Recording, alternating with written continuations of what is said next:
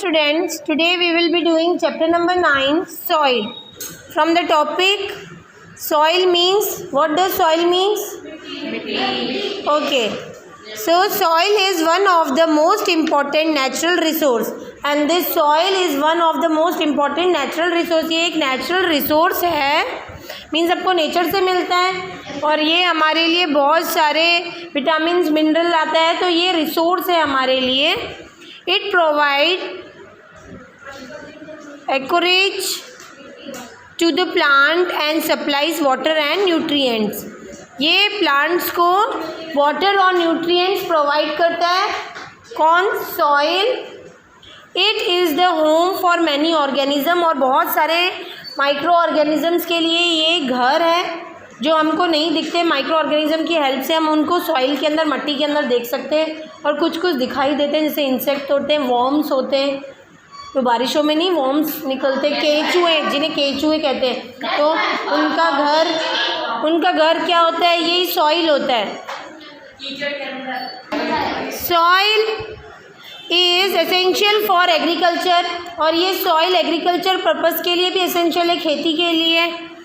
Agriculture provide food, cloth and shelter for all, और ये agriculture जो है हमको खाना, कपड़ा और शेल्टर देता है, क्योंकि बहुत से लोग जो खेती करते हैं उनका पूरा फैमिली का जो अर्निंग है खेती पे डिपेंड होता है, तो उसी से उनको खाना, शेल्टर सब मिलता है.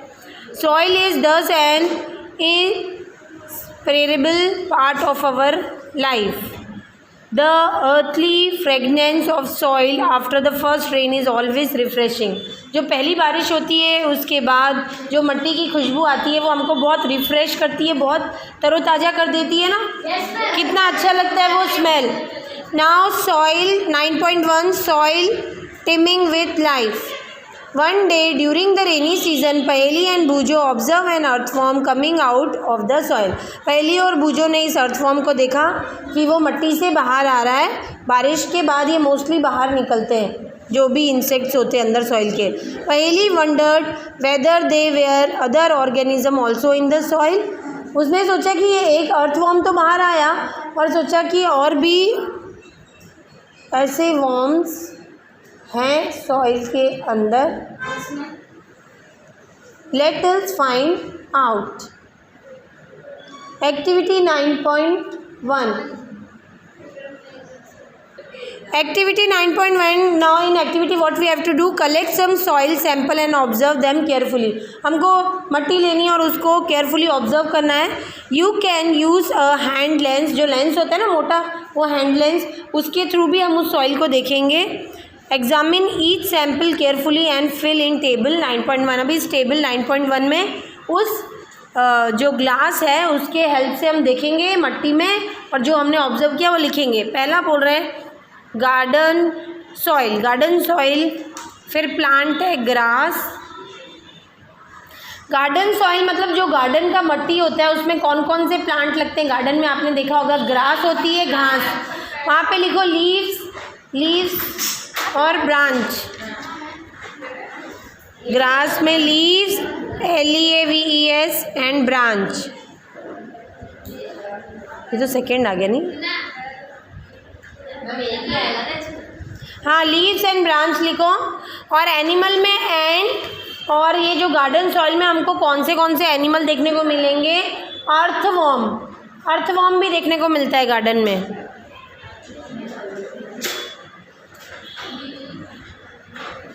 और any other observation means paper भी गार्डन में देखने को मिलता है, और पॉलीथीन भी मिलती है. पेपर PAPER, और पॉलीथीन POLYTHENE.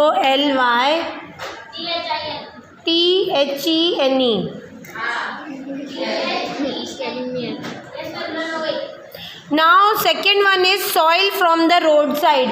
अब जो रोड के साइड में सॉइल होता है उसमें प्लांट्स कैसे होते हैं, तो लिखो ड्राई लीफ, पत्तियां सूखी हुई होती हैं, ड्राई लीव्स.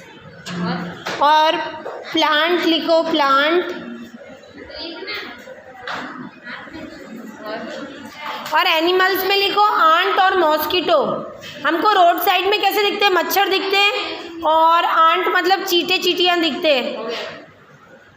और एनी अदर ऑब्जर्वेशन में वेट, मॉस्किटो MOSQUITOES आयरन आएगा, पेपर आएगा, एंड अनदर ऑब्जर्वेशन में प्लास्टिक, पेपर, आयरन, नेल, ये सारे कचरा हमको मिलता है।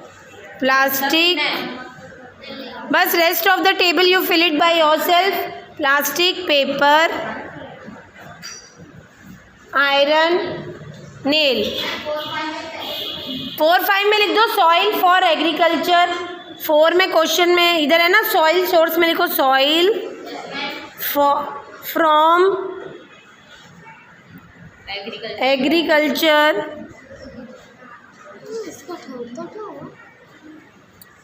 5th is bank of pond, मतलब पॉन्ड के पास में, बैंक ऑफ पॉन्ड।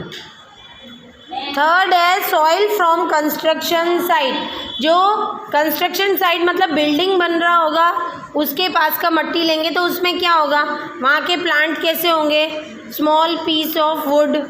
और एनिमल है हाउस फ्लाई, मॉस्किटो, और अदर चीज़ें क्या मिलेगी, सीमेंट मिलेगा। ठीक है, now come to page number activity this 9.1 ये कलेक्ट किया हमने।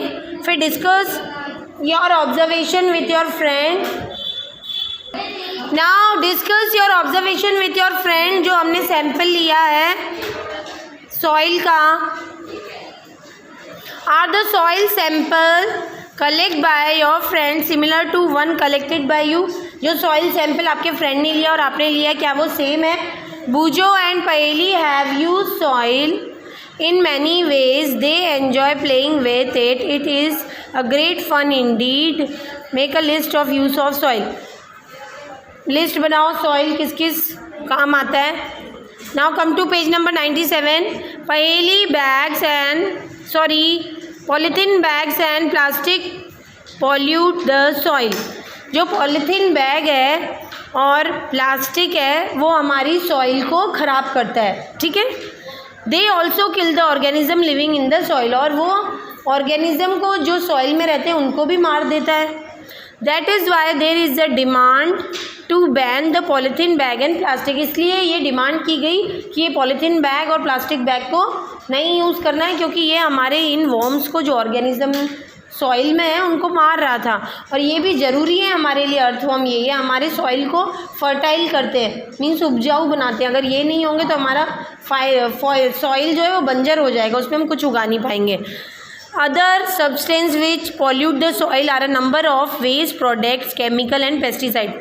और क्या चीज़ें हमारे सॉइल को जो है पॉल्यूट करती हैं, वेस्ट प्रोडक्ट्स हैं, केमिकल्स हैं, पेस्टिसाइड्स हैं। केमिकल पेस्टिसाइड्स कब डलते हैं, जब हम उस सॉइल पे खेती करते हैं, तब कीड़ों को मारने के लिए हम उनमें केमिकल और पेस्टिसाइड्स डालते हैं। तो ये भी हमारे सॉइल को क्या करता है, ख़राब करता है।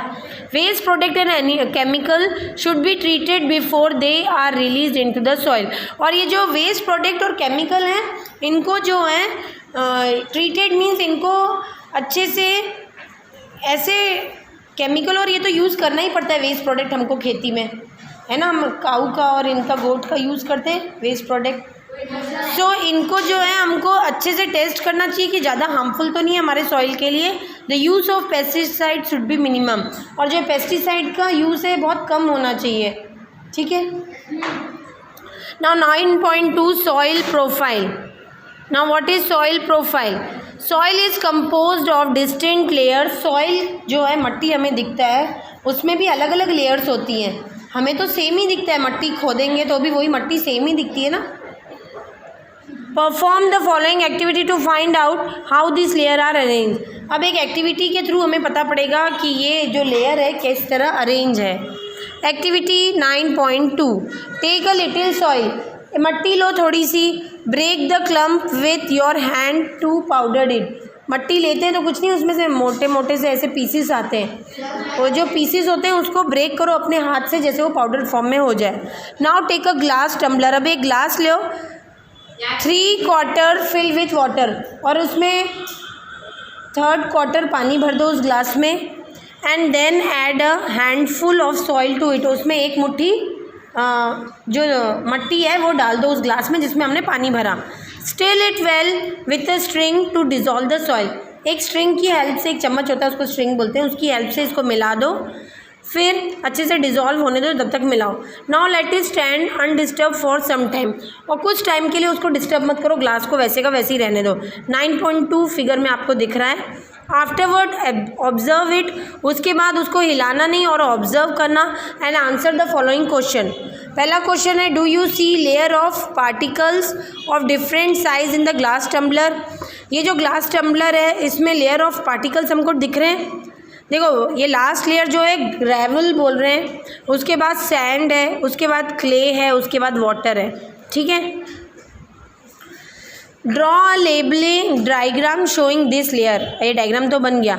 Are there some dead rotting leaves और animal remain floating on water. क्या आपको ये पानी के ऊपर दिख रहा है डेड लीव्स, छोटा छोटा लीव्स और छोटे छोटे इंसेक्ट सॉइल से लिया है तो इसीलिए आया है, ये पत्ती आई है और छोटे छोटे इंसेक्ट्स आए। जो हमने सॉइल ज़मीन से उठाया था ना, मट्टी, उसको पानी में डाल दिया। अब ज़मीन की मट्टी में तो ये सारी चीज़ें होती हैं, कोई साफ़ करके मट्टी थोड़ी ना लिया है। तो are there some dead rotting leaves और animal remaining floating on water, तो येस आएगा। The rotting dead matter in the soil is called humus. और ये जो ऊपर डेड मैटर है, मतलब पत्ती, सूखी हुई पत्ती और ये छोटे छोटे से जो इंसेक्ट्स, ये क्या कहते हैं, ह्यूमस। इसको क्या बोलते हैं, humus. You probably know that the soil is formed by the breaking down of rock by the action of wind, water and climate. This process is called weathering. देखो ये बोल रहे हैं कि सॉइल किस तरह फॉर्म होता है। ये जो है बड़े बड़े पहाड़ होते हैं, जब ज़ोर से हवा लगती है और ज़ोर से स्ट्रॉम आते हैं, थंडर होते हैं, लाइटनिंग होता है, बिजली कड़कती है, तो ये रॉक्स में घुस जाती हैं, उसमें दरार आ जाती है। फिर ये रॉक्स धीरे धीरे पहाड़ों से लुढ़कती हुई आती है और यही रॉक्स मट्टी बन जाती है एक दूसरे से टकराते टकराते। इस प्रोसेस को हम क्या कहते हैं, वेदरिंग, ठीक है। The nature of any soil depend upon the rock from which it has been formed and the type of vegetation that grow in it. और ये nature of weather यानी सॉइल किस पे डिपेंड होता है कि उस रॉक से जो वहाँ से आई है लुढ़कती हुई, और क्लाइमेट भी उसी तरह डिपेंड होता है। A vertical section through different layer of the soil is called the soil profile. एक वर्टिकल सेक्शन डिफरेंट लेयर का, उसको क्या कहते हैं, soil profile. Vertical layer means glass में आपको ह्यूमस दिख रहा है, वाटर दिख रहा है, क्ले दिख रहा है, सैंड दिख रहा है। वर्टिकल मीन्स खड़ा हुआ है ना, और हॉरिजॉन्टल मीन्स सोया हुआ, स्लीपिंग। तो ये जो वर्टिकल लेयर है सॉइल का, इसको हम क्या कह रहे हैं, सॉइल प्रोफाइल, ठीक है। Each layer differ in feel, each layer जो ये फॉर्म हो रही है ये डिफरेंट है। Colour, depth and chemical composition, differ in colour, depth और केमिकल कंपोजिशन में। This layer are referred to as horizon, और इस लेयर को क्या बोलते हैं, हॉरिजोन। फिगर 9.3 में आपको दिखेगा। Now children, I am stopping my topic here only. Next video I will be teaching you from we usually.